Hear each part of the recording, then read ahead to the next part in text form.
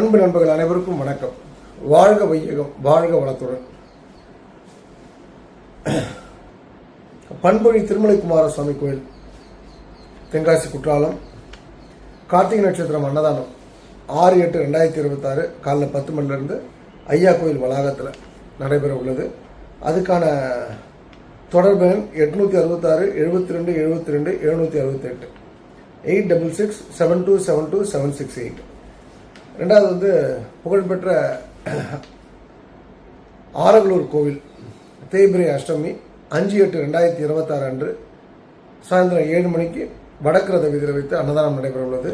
98 65 79 10 10 9865 791010 7/8/2026 வையப்பமலை நாமக்கல்.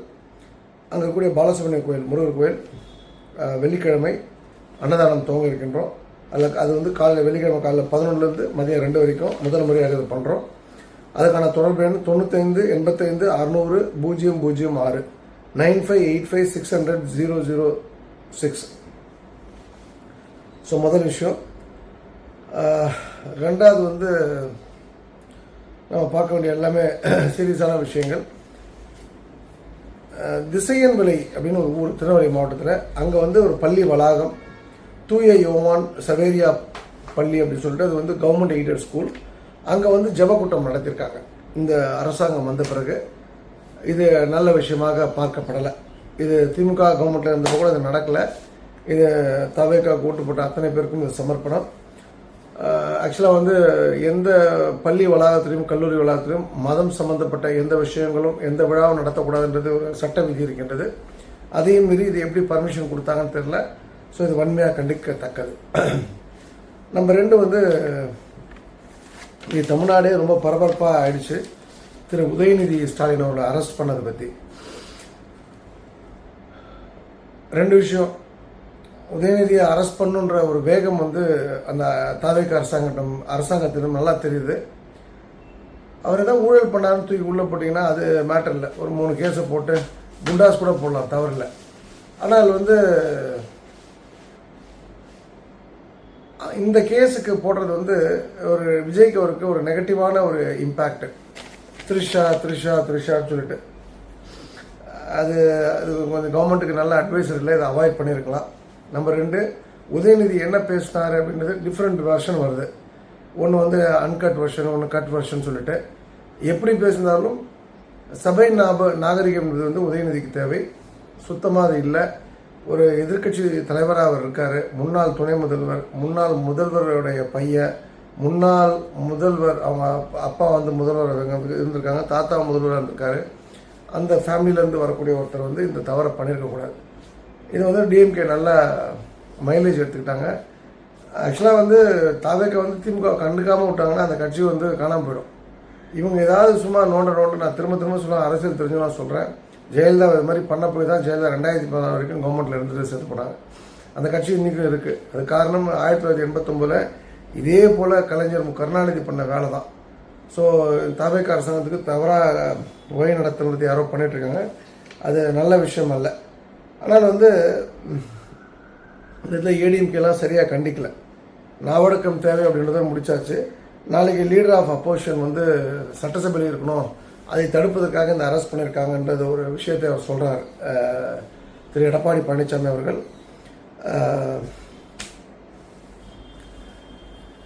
என்ன சொல்கிறது, இது நல்லா தெரியுது. இது 2 பேரும் ஹேண்ட் அண்ட் க்ளோன்ற விஷயம் நல்லா தெரியுது. இது இன்ஃபேக்ட் இந்த உதயநிதி அரெஸ்ட் பொறுத்த வரைக்கும் நான் பார்க்குற பருவம்னா 57-58 வருஷமாக இந்த திராவிட ஆட்சியில் இந்த கல்வியோட தரம் எந்த அளவுக்கு தரம் தாழ்ந்து போயிருக்குன்னு சொல்லிட்டு ஒரு நடிகை, அவங்க 1000+ இருக்கலாம், 1000- இருக்கலாம், அவங்க ஒரு உறவோடு இருக்கலாம், உறவோடு இல்லாமல் இருக்கலாம், அது விஷயம் இல்லை. இங்கே இது கமெண்ட் பண்ண உதயநிதி ஸ்டாலின் பெரிய யோகியரா? அப்போ அவர் ஒரு மிக தவறாக ஒரு வார்த்தை, அந்த அன்கட்டில் இருக்கிற மாதிரி அது உண்மை, அது ஃபேக் இல்லை, அது ஏஐ இல்லை அப்படின்னு சொன்னால் அந்த விஷயம் மிக தவறான விஷயம். அப்போ என்ன பாடம் நமக்கு நடத்தப்பட்டிருக்கு? இவங்க இது போல் தவறாக ஒரு பண்பாடு வகுப்பு என்ற ஒரு விஷயத்தை இல்லாமல் ஒரு வகுப்படுத்தின விளைவு தான் நீங்கள் தாவேக அரசாங்கம்லாம் தமிழ்நாட்டை ஆண்டுட்டு இருக்கு. தவேக அரசாங்கம் ஃபார்ம் பண்ணி தமிழ்நாட்டை ஆளுவதற்கு காரணமே இந்த பயவுள்ளைகள் இந்த பள்ளிகளை வந்து கேலி ஆக்கின விஷயம்தான். இன்ஃபேக்ட் வந்து பள்ளின்னு சொல்லும்போது ரொம்ப வருத்தத்துக்குரிய விஷயம் என்னென்னா, பிரபு இந்த மைன்ஸ் மினிஸ்டர் காரைக்குடி எம்எல்ஏ, அவர் கவர்மெண்ட் ஸ்கூலுக்கு போகிற எல்லாம் அந்த பசங்களை வச்சு தாவேக்கான்னு சொல்கிறாங்க.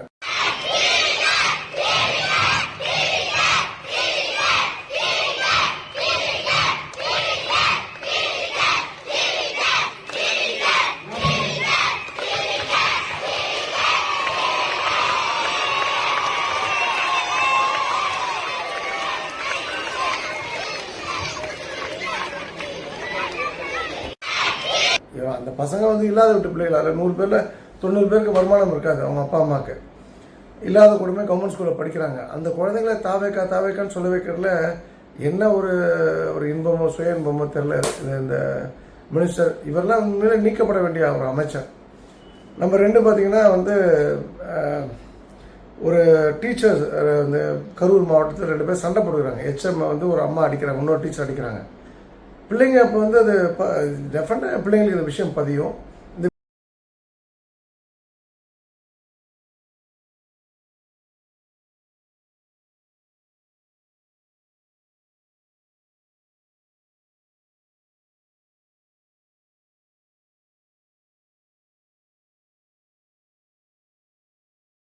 இந்த வீடியோ வைரல் ஆகுது. ஒரு டீச்சரை கையை வச்சு அடிக்கிறாங்க அப்படி சொன்னால் எந்த சமுதாயத்திற்கும் இந்த மாதிரி டீச்சர்ஸ் எப்படி வந்து பிள்ளைங்களுக்கு நல்ல பாடத்தை கொடுக்க முடியும்? அந்த பிள்ளைங்களுடைய எதிர்காலம் என்னன்ற ஒரு கேள்வி இருக்கின்றது. இன்ஃபேக்ட் இதெல்லாம் வந்து முற்றுப்புள்ளி வைக்கணும்னா வந்து திரு விஜய் அவர்கள் இமிடியேட்டாக அந்த பிரபுவை வந்து டிஸ்மிஸ் பண்ணணும், மினிஸ்ட்ரி போர்ட்ஃபோலியோலேருந்து அவரை எடுத்துடணும். நம்பர் 2, நேற்று ஒரு ஆங்கில பேப்பரில் சில விஷயங்கள் போட்டிருந்தாங்க. தாம்பரம் எம்எல்ஏவாக இருக்கக்கூடியவர் இப்போ மந்திரியாக இருக்க ஹெச்ஆர்டி மினிஸ்டராக இருக்கார், அவர் எடுக்க போகிறாங்க. நம்பர் 2 ஜெகதீஸ்வரி, ஜட்டியோடு அவனை அடித்து கொண்டுடுவேன்னு சொன்ன ஜெகதீஸ்வரி. அப்புறம் விஜய் பார்த்திபன் ஒரு மினிஸ்டர், டிரான்ஸ்போர்ட் மினிஸ்டர். இது போல் 4 பேரை எடுக்க போகிறாங்க. அதுலேயும் வந்து குறிப்பாக காங்கிரஸை சேர்ந்த விஸ்வநாதன் கொள்ளையோட உச்சகட்டம் அப்படின்னால 4 பேரையும் எடுத்துகிட்டு புது அமைச்சர்களை இன்டெக்ட் பண்ண போகிறாங்க அப்படின்ற மாதிரி ஒரு செய்தி இருந்தது. அது வந்து நடைமுறைப்படுத்தணும்னா விஜய் வந்து வரவேற்கத்தக்க ஒரு மாற்றமாக நான் வந்து அதை வரவேற்பேன். ஸோ அதை விஜய் அவர்கள் பண்ணணும். அண்டு 2-3 நாளாக சில ஆக்சிடென்ட்ஸை பார்க்குறேன். அந்த ஆக்சிடெண்ட்டில் முதன்மையான ஒரு விஷயம் பார்த்திங்கன்னா 2 வீலர் தான் எல்லாத்துலேயும் பாதிக்கப்படுது. 2 வீலரில் போகிறவங்க ஹெல்மெட் போட்டிருக்காங்க. அந்த ஹெல்மெட் போலீஸ்க்கு பயந்து போட்டிருக்காங்க. அப்புறம் 2வது வந்து அந்த ஒரு கயிறு மாதிரி தொங்கும் இல்லையா, ஒரு லேட்ச் பண்ண மாட்டுறாங்க, அது பாட்டு தொங்கிட்டே இருக்குது. அதுக்குள்ளே ஃபோனை வச்சு பேசிட்டு போகிறாங்க. அது வந்து 2வது வந்து ரொம்ப டைட்டாக போடணும். இல்லைனா வந்து ஆக்சிடென்ட் ஆச்சுன்னா முதல்ல ஹெல்மெட் தான் வெளில போய் விடும். ஹெல்மெட் வந்து இந்த பிளாஸ்டிக் ஹெல்மெட் போட்டு சேஃப்டி ஹெல்மெட்லாம் போட்டிருக்காங்க, அதெல்லாம் உதவாது. பெண்கள் வந்து ஏதோ வந்து சட்டி கவுத்து மாதிரி ஹெல்மெட் போட்டிருக்காங்க, உதவாது. ஏன்னா ஃபிசிக்கலாக வந்து இப்போ ஒரு 2 டேஸ் பேக் கூட நேற்று கூட எங்கள் வீட்டுக்கு முன்னாடி ஒரு பெண் விழுந்துட்டாங்க. கேமராவில் பார்க்குறோம், அந்த பெண் வந்து ஹெல்மெட் போடலை. அந்த இடித்தவனும் ஹெல்மெட் போடலை. அவங்களுக்கு யாருக்கும் என்ன புரியலன்னா, நம்ம கடவுள் 2 மண்டை கொடுக்கல, 2 கண்ணை கொடுத்துருக்காரு, 2 துவாரத்தை கொடுத்துருக்காரு, 2 காதை கொடுத்துருக்காரு, ஆனால் 2 மண்டையை கொடுக்கல. உங்களுக்கு இருக்கிறது 1 மண்டைனாலும் தயவுசெய்து ஒழுங்கான ஹெல்மெட்டை வேர் பண்ணிட்டு போங்க. ரோடு ஆக்சிடென்ட்ஸ் அதிகமாக இருக்குது. ஏன்னா குடிச்சிட்டு தான் பாதி பேர் வண்டியை ஓட்டுறான். ஸோ உங்களுக்கு உயிர் முக்கியன்றது எந்த அளவுக்கு நீங்கள் நம்புறீங்களோ அதை விட உங்கள் குடும்பம் அதை நம்புகின்றது. ஒரு ஆணோ பெண்ணோ தாயில்லாத பிள்ளைகள் எவ்வளோ கஷ்டப்படுறாங்கன்றதை நான் பார்த்துருக்கேன். அப்பா இல்லாத பிள்ளைகள் எவ்வளோ கஷ்டப்படுறாங்கன்னு நான் பார்த்துருக்கேன். அது போல் நிலைமை நம்ம வீட்டுக்கு வந்துடக்கூடாதுன்னா தயவுசெய்து ஹெல்மெட் போட்டு கொஞ்சம் ஸ்லோவாக வண்டியை ஓட்டுங்க. அண்டு என்ற ஒரு 2 நாளைக்கு ஒரு நண்பர் ஒருத்தர் வந்து ஃபேன்சி ஃபோன் நம்பரை பற்றி பேசினார். அவரோட நம்பர் வந்து ஆல் 7, அதாவது எப்படின்னா உதாரணத்துக்கு 98 403ன்னு வச்சுங்களேன். ஃபஸ்ட் 5 நம்பர், அடுத்த 5 நம்பர் பார்த்தீங்கன்னா 77777. அப்புறம் இன்னொரு நம்பர் 11111. இப்போ நான் வந்து இப்போ உதாரணத்துக்கு அவர் பேர் அன்புன்னு வச்சுங்களேன். அன்பு நம்பரை ஸ்டோர் பண்ணிட்டேன். ஸ்டோர் பண்ணதுக்கப்புறம் அவரை நான் கூப்பிட்றேன்னா அந்த நம்பரை நான் வந்து மனப்பாடம் பண்ணணும்னு அவசியம் இல்லை. அந்த நம்பர் பாட்டு போகும்போது, நம்பர் பாட்டு வரப்போகுது, அங்கேருந்து கால் வரப்போகுது, நம்பர்லேருந்து கால் போகும்போது, நம்பர்லேருந்து கால் வரப்போகுது.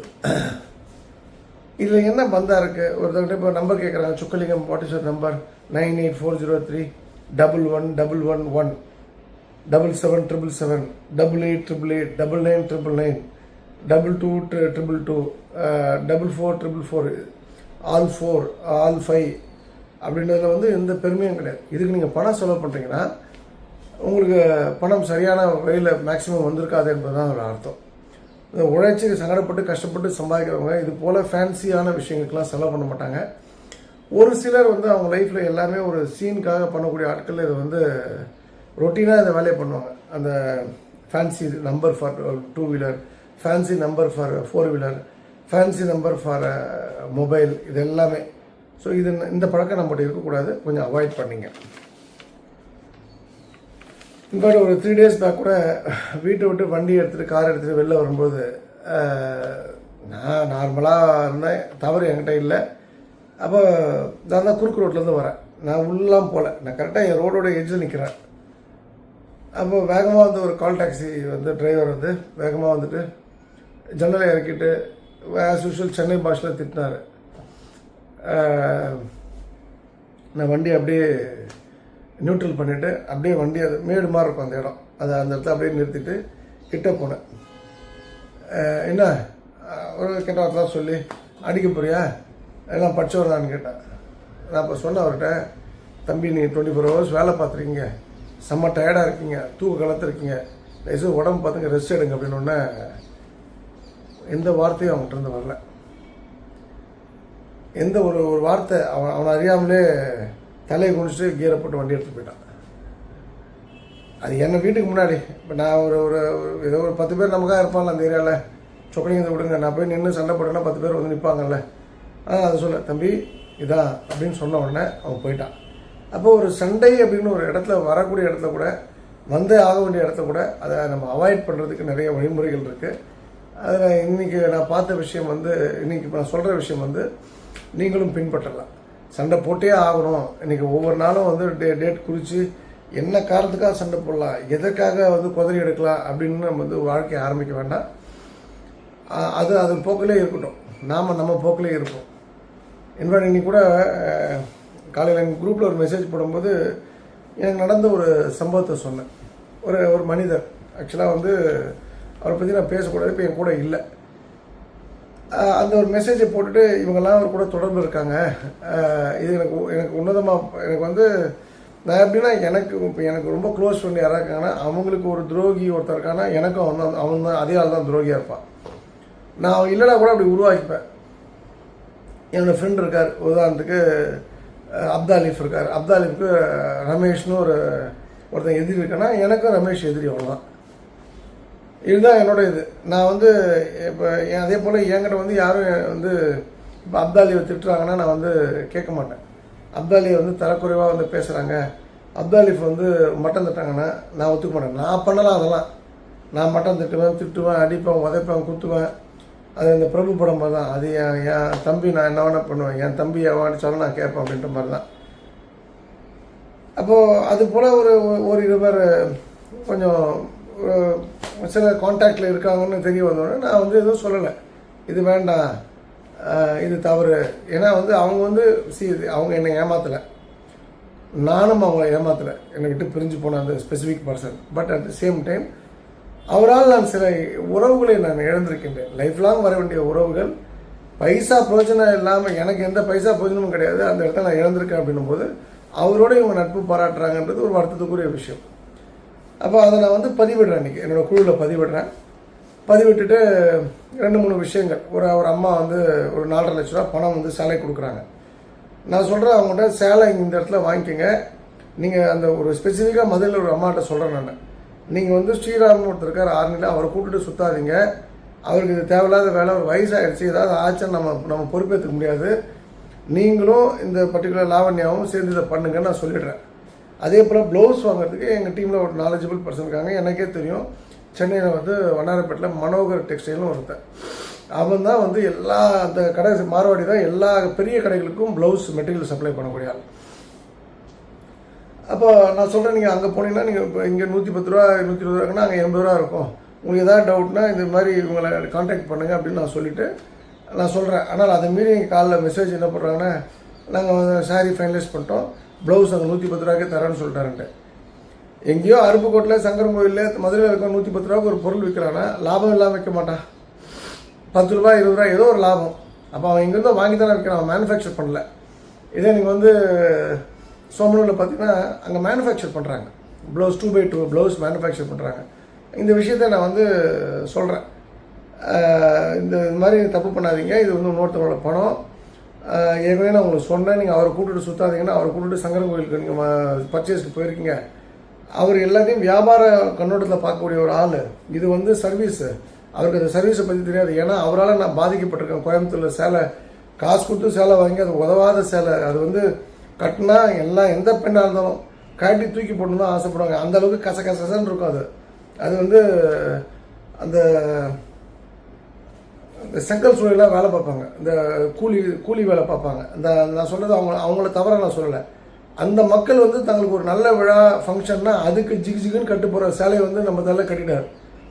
அது ஓகே, அது அவர் வந்து கடனை ஒரே ஷாட்டில் அடைக்கணும்னு நினச்சார். அதுக்கு நான் மாட்டினேன், என்னை வச்சு செஞ்சார். நான் அந்த அனுபவத்தில் சொல்கிறேன், இவங்களாம் நம்ம லைஃப் லாங் ட்ராவல் பண்ண போகிறாங்க, பணம் ரொம்ப முக்கியம், உங்களுக்கு எதாவது லாபம்னா நான் கொடுத்துறேன்னு சொல்லிட்டேன். நீங்கள் இதெல்லாம் வந்து பர்ச்சேஸ் மட்டும் பண்ணி கொடுங்க. ஏன்னா அவங்க அலையிறாங்க, காரில் போகிறாங்க, பைக்கில் போகிறாங்க, பஸ்ஸில் போகிறாங்க, உட்காந்து பேசுகிறாங்க, ஒரு நாள் ஸ்பெண்ட் பண்ணுறாங்கன்னா நான் கொடுத்துறேன்னு சொல்லிட்டேன் அந்த பணத்தை. இது ஆண்டாள் பொதுவாக சொல்கிறேன். அதையும் மீறி மெசேஜ் போடுறாங்க, நாங்கள் ஃபைனலைஸ் பண்ணுறாங்க. அப்போ சொக்கலிங்க என்ன ஒரு பெரிய டேஷா இவன்னா சொல்லி நம்ம என்ன கேட்குறோன்னா, அந்த 2 பெண்களுடைய முடிவு எனக்கு ரொம்ப வருத்தத்தை கொடுத்தது. மூணாவது வந்து இன்னொரு விஷயம் என்னென்னா, உணவுக்குன்னு சில செட் ஆஃப் பீப்புள் வந்து ஒரு ட்ரெயின் பண்ணணுன்ற இடத்துல நேற்று வந்திருக்காங்க. இன்றைக்கி ஒன்றும் வேலை முடியறதுக்குள்ளே ஊருக்கு கிளம்பலையா அப்படின்னு நான் கேட்குறேன்னா உடனே டிக்கெட் போட்டாங்க. கேட்கட்ட அடுத்த நிமிஷம் டிக்கெட் போட்டாங்க. ஏமா டிக்கெட் போட்டிங்க, ஏன்பா டிக்கெட் போட்டேன் அப்படின்னா உடனே அடுத்த நிமிஷம் அந்த ப்ரீமியர் தற்காலை கேன்சல் பண்ணுறாங்க. தற்கால டிக்கெட்டை கேன்சல் பண்ணால் துட்டு வரப்போதில்லை. இது ஒரு காமனான ஒரு விஷயம். ப்ரீமியர் தற்கால எக்ஸ்பென்சிவான டிக்கெட், அது மொத்த பணமும் போச்சு. அதாவது அவசரமாக செயல்படுறது, அவசரமாக முடிவெடுக்கிறது. எல்லாருக்குமே சோறு, எல்லாருக்குமே தூங்கணும், சாப்பிடணுன்றதை தவிர லைவில் பணம் பண்ணணும் ஜெயிக்கணுன்ற வெறி இல்லை. அது அந்த நாடி நரம்பெல்லாம் அந்த அந்த வெறி இருக்கணும். அந்த ஒவ்வொரு இன்ச்லேயும் வந்து நம்ம ஜெயிக்கணும், சும்மா ஜெயிக்கணும், ஸ்ரீராம ஜெயம் மந்திரம் சொல்கிறது இல்லை. அதில் அந்த பிளான் இருக்கணும் அந்த ஒரு செல்லுலேயும். அப்போ இதெல்லாம் எனக்கு ஒரு பெரிய வரிசையாக ஒரு பெயின்ஃபுல்லாக இருந்தது. ஒரு ஒரு மனிதர் ஒருத்தர் வந்து சொக்கலிங்கம் மந்திரவாதி, நிறைய இதெல்லாம் பண்ணுவான் அப்படின்னு ஒரு கருத்தை சொன்னது. அதெல்லாம் ரொம்ப பெயின்ஃபுல்லாக இருந்தது. அவனுக்கு நான் எந்த துரோகமே பண்ணல, அவனை பற்றி நான் பேசுறதும் கிடையாது. அவனால் எனக்கு ஒரு பெரிய பாதிப்பு என்னென்னா, பண ரீதியாகவும் பாதிப்பு, மன ரீதியாகவும் பாதிப்பு, நண்பர்கள் ரீதியாகவும் பாதிப்பு. அவன் கூட இருந்த இன்னொரு நண்பர் வந்து அவன் வந்து என்னையும் ஏமாத்தினா, ஊர் மக்களையும் ஏமாத்தினா. அது இப்போ நம்ம சொல்கிறது சரியாக இருக்காது, அது நான் அவங்கள மறந்துட்டேன். ஆனால் அவன் வந்து சொக்கலிங்க மந்திரவாதி, கேர்ஃபுல்லாக இருங்க அப்படின்னு வந்து ஒரு விஷயம் சொன்னது ரொம்ப பெயின்ஃபுல்லாக இருந்தது.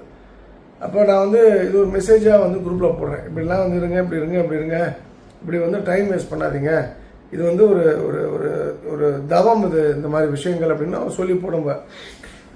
எனக்கு வந்து காலையில் எழுந்திருக்கும் போதே ஒரு கனவு, எனக்கு ரொம்ப வேண்டப்பட்ட ஒரு மனைவி வந்து இறந்து போகிற மாதிரி ஒரு கனவு.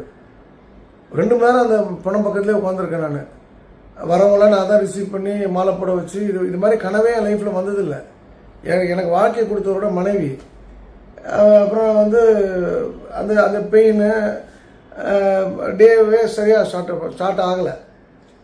அதோடு தான் எழுந்தேன், காலைல ஒரு 5:30 மணிக்கு எழுந்தேன். பட் என்னென்னா, இந்த மெசேஜ் போட்டதுக்கப்புறம் நான் ஒரு ஜிம்லாம் வந்து போயிட்டு வந்துட்டு ஒரு ஆப்பிள் சாப்பிட்றேன். அந்த ஆப்பிள் தொண்டையில் முடிச்சு. இப்போவும் நான் பேசும்போது அந்த ஆப்பிள் ஏதோ சின்ன துண்டு அது இருக்குது. இரிட்டேஷனாக டு த கோர் இரிட்டேஷன்.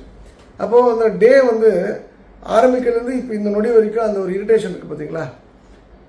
இந்த நிகழ்வுகள்லாம் சொல்கிறேன் அப்படி சொன்னால், நாம் ஒரு விஷயத்தை நீங்கள் வந்து தவறுன்னு திரும்ப சொல்லும்போது, நீங்கள் தப்பு பண்ண திரும்ப சொல்லும்போது நான் தப்பான ஆளாகவே மாறிடுவேன்.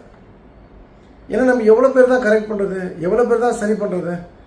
இதை நம்ம ரொட்டீனாக வச்சுக்க மேலே நம்ம இப்போ வந்து ஒரு குட்டி விஷயங்களும் நம்ம கரெக்ட் பண்ண வேண்டியிருக்கு. மேபி நான் சிட்டி ப்ராட்டப்பு, சிட்டி நாலேஜ் உண்டு, நான் பார்க்குற பார்வை வேறு அப்படின்னு ஒரு 100 பேர் என் கூட பயணிக்கிறாங்க, சகோதர சகோதரிகள் 100 பேருக்கு நான் வந்து டீச் பண்ணுறேன்னு வச்சுங்களேன். 100 பேரையும் கரெக்ட் பண்ணணும். 100 பேரும் கரெக்ட் பண்ணும்போது எனக்கு எனர்ஜி போயிடுது. அப்போ I am losing every thing. இப்போ எனக்கு இது இப்போ இன்றைக்கி வந்து இந்த ஆப்பிள் மாட்டினது, ஆப்பிள் துண்டு மாட்டினதுன்றது ஒரு ரொம்ப பெயின்ஃபுல், டு த கோர் பெயின்ஃபுல்லாக இருக்குது.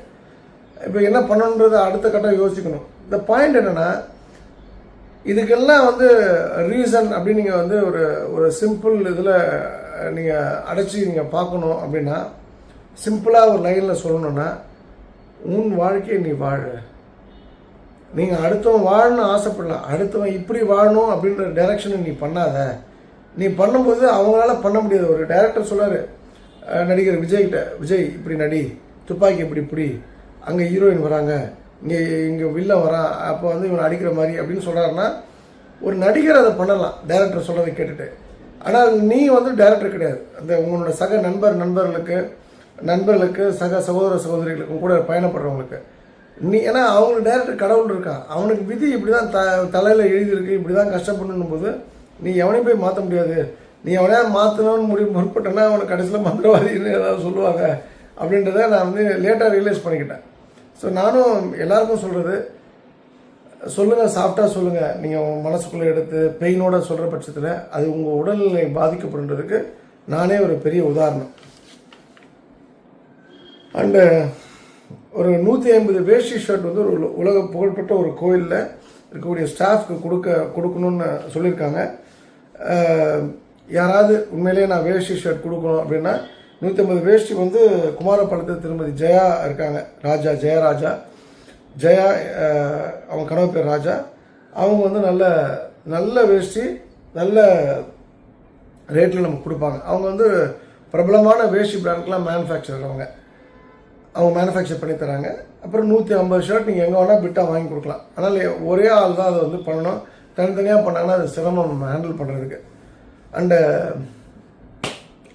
நிறைவாக ஒரு விஷயம், நான் வந்து பேச வேண்டிய விஷயங்கள் 2, அதை நான் வந்து 2 விஷயம் மட்டும், ஒரு விஷயம் பேசிக்கிறேன், ஒன்று தொடர்புடையது. இன்னும் மற்ற விஷயங்கள் நான் நாளைக்கு பேசிக்கிறேன். அதாவது என்னென்னா, கரூர்லேருந்து எனக்கு ஒரு அழைப்பு. எனக்கு ரொம்ப வேண்டப்பட்ட ஒரு சகோதரி, அவங்க கரூரில் ஒரு இடத்துல இருக்காங்க. எனக்கு ஒரு இடம் விற்கணும்னு சொல்கிறாங்க. இடம் விற்கணும்னு சொன்னால் நான் ஏதோ சொல்கிறேன், நீங்கள் அன்னதானத்துக்கு சாப்பாடு போடுங்க, இந்த அமாவாசை அன்னதானம் வருது, உங்கள் ஊரில் ஒரு 10 பேருக்கு கரூரில் வாங்கி கொடுங்கன்னு சொல்கிறேன். அப்போ அவங்க சொல்கிறாங்க வந்து, ஏன்னா இந்த இடம் விற்றா தான் நாங்கள் வட்டி தொழிலை விட்டு வர முடியும். அவங்க வட்டி தொழிலை விட்டுன்னு சொல்லி ஒரு 500 வருஷம் இருக்கும் அவங்களுக்கு சொல்லி, அவங்க இப்போ தான் அந்த முடிவுக்கு வந்திருக்காங்க. அவங்க வந்து கும்பகோணம் பக்கம் அந்த பக்கம்லாம் அந்த லைன் வச்சுருக்கக்கூடிய ஆட்கள், வட்டி கூட அந்த பக்கத்தில். அதனால் அவங்களுக்கு இப்போ நான் சொன்னது அப்போ உரைக்கல. இப்போ அவங்க கொஞ்சம் ஃபீல் பண்ணுறாங்க, லைஃப் ஆஃப் அவங்களோட குழந்தைகளோட லைஃப் சம்மந்தமானதுனால அவங்க தெளிவான முடிவெடுக்கக்கூடிய நிலைக்கு வந்துட்டாங்க. இப்போ இடம் விற்கிறதுக்கு நீங்கள் அன்னதானம் பண்ணுங்கள், நீங்கள் யாரும் எங்கே போய் அங்கே போய் பண்ண, எங்கேயோ ஒரு நல்ல இடத்த நீங்களே பண்ணுங்கன்னு சொல்லிட்டேன். அந்த ஃபோனை வைக்கிறேன், யூ ட்ரஸ்ட் மீ, ஒரு ஒரு ஒரு ஒரு 10 மில்லி செகண்ட் கேப்பில் இன்னொரு கால் வருது, ஒரு மெசேஜ் வருது. அண்ணா, நான் அடகு கடை வை சின்னதாக அப்படின்னு சொல்லி பெரியவன் சொல்கிறான், என்ன பண்ணுறது இருந்தேன். வேண்டாம்மா அண்ணா, தம்பி வந்து ரொம்ப ஆசைப்படுறானா உனக்கு ஒரு தொழில் இருக்கட்டுமேன்ட்டு. அப்போ என்ன, அது வந்து நான் சரி, ஏற்கனவே அவங்க வீடு வந்து வாசப்படி எனக்கு தெரியும், அது வந்து வடக்கு திருப்பாரோட வீடு. அதில் இவங்க வந்து சர்வேவிலே பெரிய விஷயம், பாதிப்பு இல்லாமல் இருக்கிறதே பெரிய விஷயம், அது பொதுவாக விபத்து சம்மந்தமான இடம். அப்போ ஐசைட் வந்து வேண்டாமா, என்ன தொழில் வேணால் பண்ணுங்கள், இந்த தொழில் மட்டும் பண்ணாதீங்க அப்படின்னு நான் சொல்லிட்டேன். எதற்காக இந்த விஷயத்த சொல்கிறேன்னா, 2 பேருமே கரூரை சேர்ந்தாங்க. ஒரு மேபி ஒரு 3-4 கிலோமீட்டர் டிஃப்ரென்ஸ் இருக்கும் ஒருத்தர் வீடு. 2 பேரையும் தெரியாது. 2 பேருக்கும் என்ன தெரியும், ஏன் ஒரே நேரத்தில் சொல்லி வைத்தார் போல் ஒரு ஆள் மூடணும், ஒரு ஆள் திறக்கணும்னு கூப்பிடணும்? இதுதான் சூட்சுமம், வாழ்க்கையோடைய மிகப்பெரிய சூட்சுமம் இதுதான். எங்கேயோ ஒருத்தர் நல்லா இருக்கணும்னா இன்னொருத்தன் கஷ்டப்படணும், ஒருத்தர் கீழே போனால் இன்னொருத்தன் அப்போ தான் மேலே போக முடியும். எல்லாரும் மேலே போகணுன்றது நாட் பாசிபிள். போகலாம், இதை கொரோனா வந்தால் எல்லாம் மேலே போகலாம், நான் அந்த மேலே போகணும்னு சொல்லலை. சொல்கிறது நம்ம லைஃப்பில் அடுத்த கட்டம் நம்ம வந்து ஜம்ப் ஆகி பிஸ்னஸ்ஸு, ஃபினான்ஷியல், ஹாப்பினஸ் எல்லாம் போகணும் அப்படின்னா நம்மளுடைய ஏற்றத்துக்கு யாரோ ஒருத்தர் இறக்கத்தை சந்தித்தே ஆக வேண்டும். அது ஏன் வந்து இது நமக்கு புரியாமல் இருக்குது அப்படின்னு சொன்னால், நம்ம பிரச்சனைகளோடய வாழ பழகிட்டோம். ஒரு ஒரு கப்பலில் ஒரு படகுல வந்து 2 பேர் போகிறாங்க. அந்த படகு ஓட்டுறவன் வந்து ஒரு நேரத்துக்கு அப்புறம் அவர் அந்த பீடியை குடிச்சிக்கிட்டு அவர் பாட்டு ரொம்ப லைத்து படகு ஓட்டுறாரு. உட்காந்துருந்தவன் பயப்படுறான். ஏன்னா ஒரு தண்ணி உள்ளே வருது படகுக்குள்ளே. அப்போது தண்ணி வந்துடுச்சுன்னு, அப்படியா, உடனே அதுக்கு ஒரு மக்கு வச்சுருக்காரு. மக்கிலேருந்து ஒரு எடுத்து எல்லாத்தையும் ஊற்றுறார். கடலில் அந்த ஆற்றுல ஊற்றுறார். ஆற்றுல தான் போயிட்டுருக்காங்க. இவன் கொஞ்சம் படித்தவரை கொஞ்ச நேரத்தில் சொல்கிறான், ஐயா அதில் ஓட்டை இருக்குது, அதை அடைச்சிக்கலாமான்ட்டு. எனக்கு தெரியாது, ஓட்டை அடைக்கிறதுலாம் தெரியாது. தண்ணி வந்தால் அந்த பக்கெட் வச்சுருக்கேன், நான் எடுத்து ஊற்றுறதான் என் வேலை அப்படின்னு அவன் சொல்லுவான். அந்த படகு ஓட்டுறான். நாமும் பிரச்சனைகளுக்கு காரணம் என்னன்றதை வந்து ஐடென்டிஃபை பண்ண மாட்டோம். பிரச்சனைகளுக்கு காரணம்ன்றதை நம்ம வந்து கண்டுபிடிக்கிறதை விட்டுட்டு அந்த பிரச்சனையை எப்படி ஹேண்டில் பண்ணலாம், தினம் அதே பிரச்சனை வரும். அதே பிரச்சனையோட எப்படி குடும்பம் நடத்துறது, எப்படி வந்து தாலி கட்டுறது, எப்படி குழந்தை பத்துக்கிறது தான் நம்ம பார்க்குறோம். அந்த பிரச்சனையோட தான் குடும்பம் நடத்திட்டு இருக்கோம். அதுக்கு பதில் அந்த ஓட்டையை வந்து ஒன்ஸ் ஃபார் ஆல் அடைச்சிட்டோம் அப்படின்னா நிம்மதியான, நிறைவான, மகிழ்ச்சியான, ஆனந்தமான, ஆரோக்கியமான, செல்வ செழிப்பான வாழ்க்கை நமக்கு உண்டு அப்படின்ற உண்மை நமக்கு புரியல. உண்மை வந்து நமக்கு வந்து புரிஞ்சதுன்னா நம்ம அந்த விஷயத்தை பண்ணியிருப்போம். அப்போ இந்த விஷயம் புரிஞ்சால்தான் வந்து நம்மளால் வந்து நான் சொன்ன அந்த ஃபிலாசபி புரியும். ஏற்றம் இறக்கம், நஷ்டம் லாபம். இப்போ ஷேர் பிஸ்னஸ்லேயே ஒருத்தர் லாபம் இருந்தால் இன்னொருத்தர் நஷ்டத்தை சந்திச்சாதான். நஷ்டத்தோட அளவு ஒவ்வொருத்தனை பொறுத்தவரைக்கும் மாறும், லாபத்தோட அளவு ஒருத்தனை பொறுத்தவரைக்கும் மாறுபடும். அப்போ இந்த விஷயத்தை நீங்கள் பரிபூர்ணமாக நீங்கள் வந்து உங்களோட கண்ட்ரோலுக்கு கொண்டு வரணும். யாராவது ஏதாவது சொல்லிட்டு எனக்கு சொல்லி கூட சொல்லம் இல்லை. அதாவது வேறு ஏதாவது ஒரு நம்ம மேலே ஒரு சொல்லியிருந்தாலும் மேட்டர் இல்லை.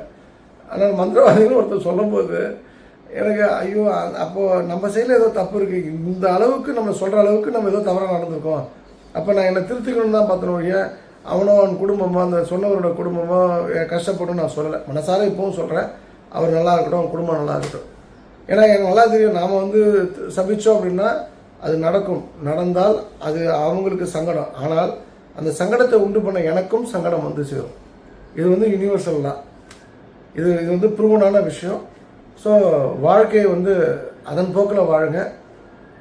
யாராவது ஏதாவது ஒரு விஷயம் சொல்கிறாங்க அப்படின்னு சொன்னால் அதுக்கு நீங்கள் வந்து ரெஸ்பாண்ட் பண்ணி ரியாக்ட் பண்ணி உங்கள் வாழ்க்கையை தொலைச்சிடாதீங்க. நிறைவில் வந்து நம்ம வந்து ஏன் வாழ்ந்தோன்னு அர்த்தம் தெரியாமலே நம்ம வாழ்க்கை முடிஞ்சிடும். அதுக்கு பதில் நீங்கள் மந்திரவாதின்னு அவன் சொல்லலாம். பட் ஆனால் உங்ககிட்ட ஒரு மந்திர சாவி இருக்குது. ஒரு அற்புதமான ஒரு உலகத்துக்குள்ளே போவதற்கு அதுக்கான அந்த பூட்டை திறக்குன்னா உங்கள்கிட்ட சாவியால் முடியும் அப்படின்னு சொன்னால் அந்த சாவி வேறு ஒன்றுமே இல்லை. ப்ளெயினாக இருங்க, க்ளீன் ஸ்லேட்டாக இருங்க. எதையும் உள்ளே எடுத்துக்காதீங்க, எதையும் வெளில கொட்டாதீங்க. நீங்கள் வெளில கொட்டினா 4 பேர் விரோதி, உள்ளே எடுத்தீங்கன்னா 10 பேர் விரோதி. இந்த ஹேபிட்டுக்கு வந்துடுங்க, சமநிலைக்கு வந்துடுங்க. சமநிலை உங்களை அடுத்த நிலைக்கு உயர்த்தும். நன்றி, வணக்கம். சர்வம் கிருஷ்ணார்ப்பணம். ஸ்ரீராம ஜெயம், ஸ்ரீராம ஜெயம், ஸ்ரீராம ஜெயம்.